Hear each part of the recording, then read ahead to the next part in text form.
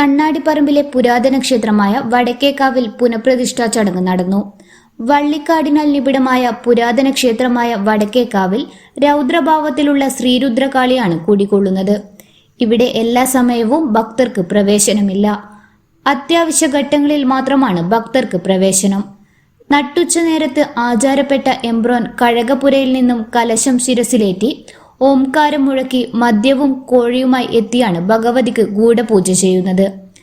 കണ്ണാടിപ്പറമ്പ് ശ്രീധർമ്മശാസ്ത്ര ക്ഷേത്രത്തിന് സമീപത്തായാണ് ഈ ക്ഷേത്രം കുടികൊള്ളുന്നത്. കണ്ണാടിപ്പറമ്പ് ക്ഷേത്രവുമായി ബന്ധപ്പെട്ട് നടന്ന ദേവപ്രശ്നത്തിലാണ് വടക്കേക്കാവിൽ നവീകരണവും പുനഃപ്രതിഷ്ഠയും വേണമെന്ന് കണ്ടെത്തിയത്. സാധനങ്ങൾ സമർപ്പിച്ചും സംഭാവന നൽകിയും സമർപ്പണ മനോഭാവത്തോടെ പ്രവർത്തികളിൽ പങ്കാളികളായും ഭക്തജനങ്ങളാണ് പ്രവർത്തികൾ സമയബന്ധിതമായി പൂർത്തിയാക്കിയത്. അതിപുരാതനമായ കണ്ണാടിപ്പറമ്പ് ശ്രീധർമ്മശാസ്ത്ര ക്ഷേത്രം 3 ദേവചൈതന്യത്താൽ പ്രസിദ്ധമാണ്. 3 ഇടംതൊഴൽ പ്രാർത്ഥനയ്ക്കായി നിരവധി ഭക്തരാണ് ക്ഷേത്രത്തിൽ എത്താറുള്ളത്. ശ്രീധർമ്മശാസ്താവും ശ്രീഭദ്രകാളിയും വയത്തൂർ കാളിയാറപ്പനുമാണ് പ്രധാന ക്ഷേത്രത്തിൽ കുടികൊള്ളുന്നത്. ഇതിന് പിറകുവശത്താണ് വനദേവതയായ ശ്രീ വടക്കേക്കാവിൽ ഭഗവതി കുടികൊള്ളുന്നത്. രുദ്രകാളി രൗദ്രമൂർത്തിയായതിനാൽ ഭക്തർക്ക് എല്ലാ സമയവും ഇവിടെ പ്രവേശനമില്ല.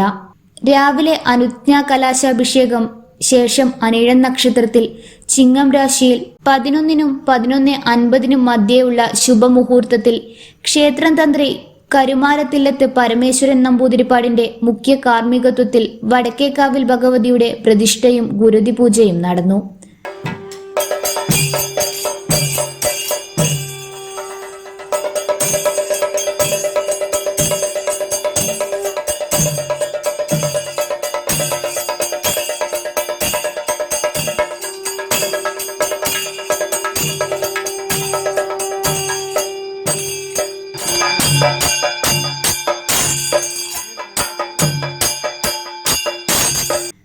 ഗണപതി ഹോമത്തോടെയാണ് പുനഃപ്രതിഷ്ഠാ ചടങ്ങുകൾ ആരംഭിച്ചത്.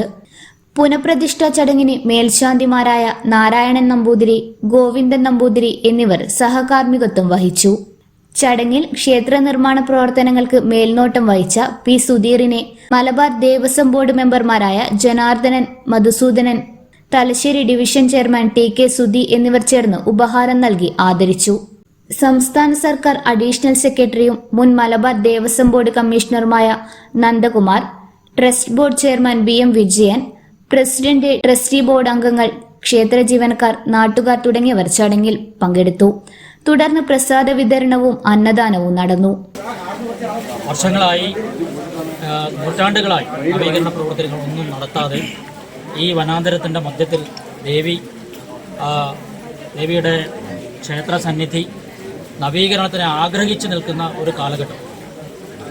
നമ്മുടെ പ്രധാന ക്ഷേത്രങ്ങളിലെ നവീകരണ പ്രവർത്തനങ്ങൾക്കൊക്കെ നാട്ടുകാർ പല രീതിയിൽ ആലോചിക്കുമ്പോഴും ഇത്തരത്തിലുള്ള പ്രവർത്തനങ്ങളൊന്നും തന്നെ സംഘടിപ്പിക്കുന്നതിന് വേണ്ടി പലരും മുന്നോട്ട് വന്നിട്ടും നടക്കാതെ ആരംഭത്തിന് വലിയ പ്രത്യാഘാതങ്ങളും പ്രതിബന്ധങ്ങളും ഉണ്ടാകുന്ന ഘട്ടത്തിലാണ് ഇവിടുത്തെ ഭക്തജനങ്ങൾ എന്താണ് കാരണം എന്ന് അന്വേഷിച്ചപ്പോൾ വിശ്വാസികളായ ആളുകൾക്കൊക്കെ മനസ്സിലായത് വടക്കേക്കാവ് ഭഗവതിയുടെ ഒരു വലിയ ദൈന്യത ഇവിടെയുണ്ട്.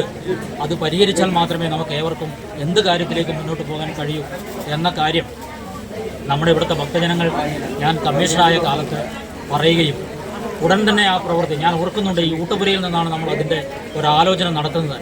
സുധീർ അപ്പോൾ പറഞ്ഞു, സാർ ഇത് വളരെ അടിയന്തരമായി ചെയ്യേണ്ട ഒരു കാര്യമാണ്, നിങ്ങൾ എന്ത് പ്രവർത്തനങ്ങൾ ഇവിടെ കാഴ്ചവെക്കാൻ ശ്രമിച്ചിട്ടും കാര്യമില്ല. അങ്ങനെ ഞങ്ങൾ എല്ലാവരും കൂടി ഈ സന്നിധിയിൽ വരികയും ഈ സന്നിധിയിൽ നിന്നെടുത്ത തീരുമാനമാണ് പെട്ടെന്ന് തന്നെ ഇത് നവീകരണം ആരംഭിക്കണമെന്നുള്ളത്.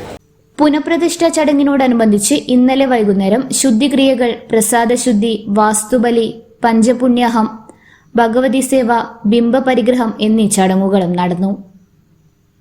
ഇന്നറിയാൻ കണ്ണൂർ.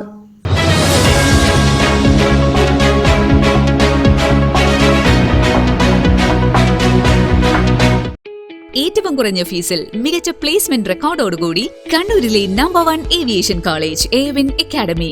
യൂണിവേഴ്സിറ്റി ഡിഗ്രിയോടൊപ്പം ഏവിയേഷൻ, ടൂറിസം, ഹോസ്പിറ്റാലിറ്റി, ലോജിസ്റ്റിക്സ് ഡിപ്ലോമകൾ. Airwin academy, college of management studies, Suhara RK, Arattu road, Kannur. Phone 8138034433.